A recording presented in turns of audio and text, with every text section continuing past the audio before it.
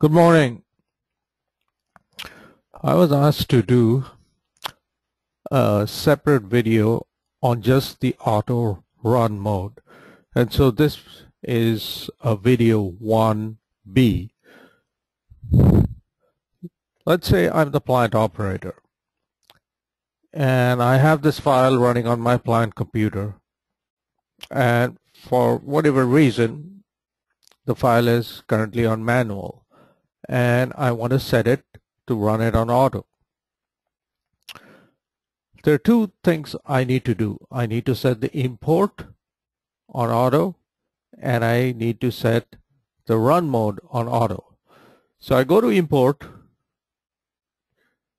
My time is all set up. If I want to adjust the time, I can. If I want to say that, okay, I'm going to import instead of at 1 p.m., I'm going to import at 8 a.m. Well, you can just toggle down and put it at 8 a.m. over here. That's when the import is going to take place. But you as an operator, or I as an operator, should not have to change this on a daily basis. It's set up once.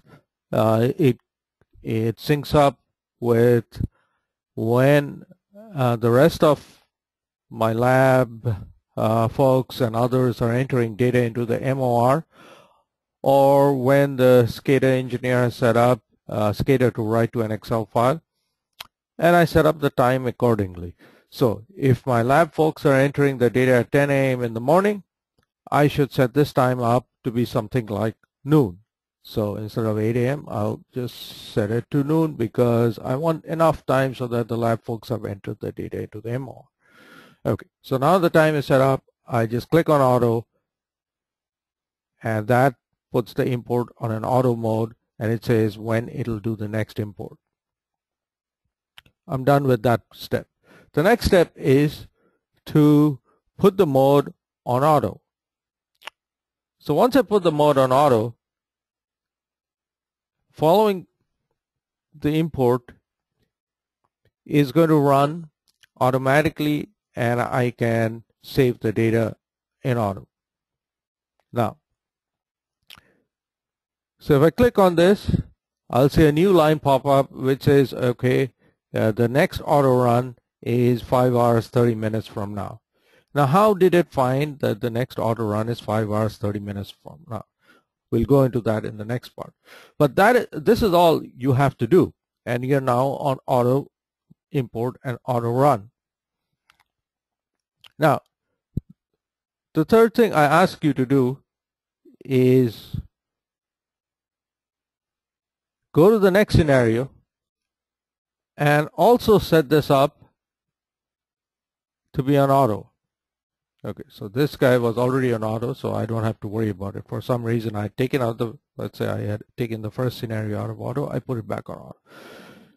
So now the first two scenarios are on auto. What about the third one? Well, the third one, I really do not want this on auto because this is only if I want to evaluate some other conditions for steady state. What about the fourth one? Again, this one, I do not want it on auto. I'll keep it on manual. So to summarize, the first scenario is on auto. Go here, it says auto. The second scenario is on auto, and if the run when the second scenario runs is different, it'll show you a different timestamp over here. The third and fourth are on manual.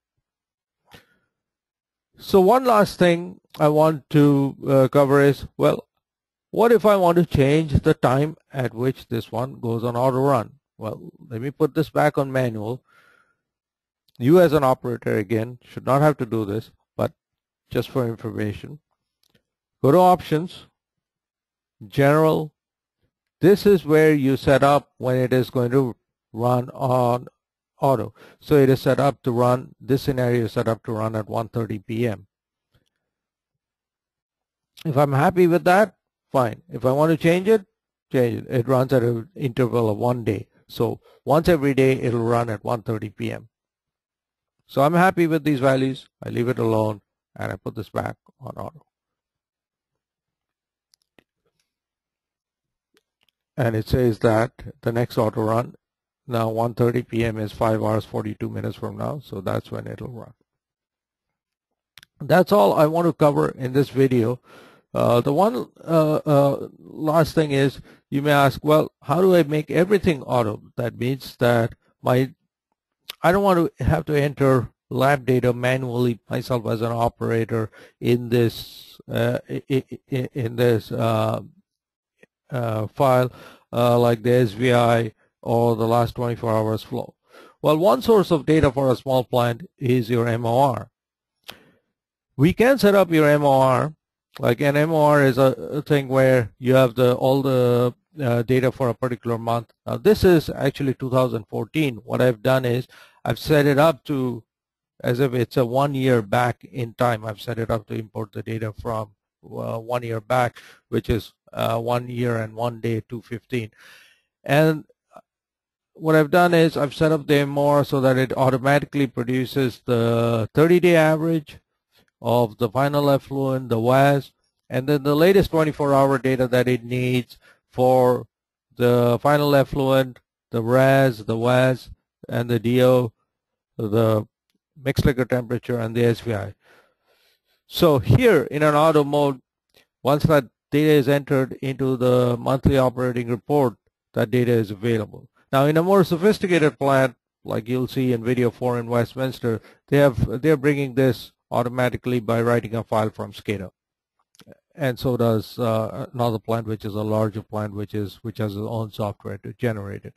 But here what I'm showing is you can do it from an MOR, and then what you would do is like your operations consultant or whoever is setting up IVops would set up the link to that MOR file. So you remember we had looked at links. Well, here it is set up to the data feed file, but we would also set it up to link for those specific parameters like mixed liquor temperature, etc., to the other file so that it brings that up and brings it into IVops. And you as an operator are just looking at the dashboard, and so the dashboard you would keep it open. If it is not open, you do a single click and that'll open up the dashboard. And here is the dashboard that should be open on your screen. You can look at the trends over the last 24 hours at different points. We cover this in video number 2. We show how you can switch between ammonia and nitrate at any of the flow streams. And this gives you pieces of information which you otherwise do not have because you do not have probes at these various locations. But what I have emphasized elsewhere is, since IVops is calibrated to your plant and to your lab data, as long as we get your influent flow meter right, we have the internal algorithms to make sure that we are calibrated to the lab data. You will get all the missing points in between correctly. And so it substitutes for a lot of sensors that you may not have. And in some cases, plants are also using it to check the sensor, whether the sensor has lost calibration and whether it needs to be recalibrated. So now you're ready to go into the dashboard, which is the video number 2 for a plant.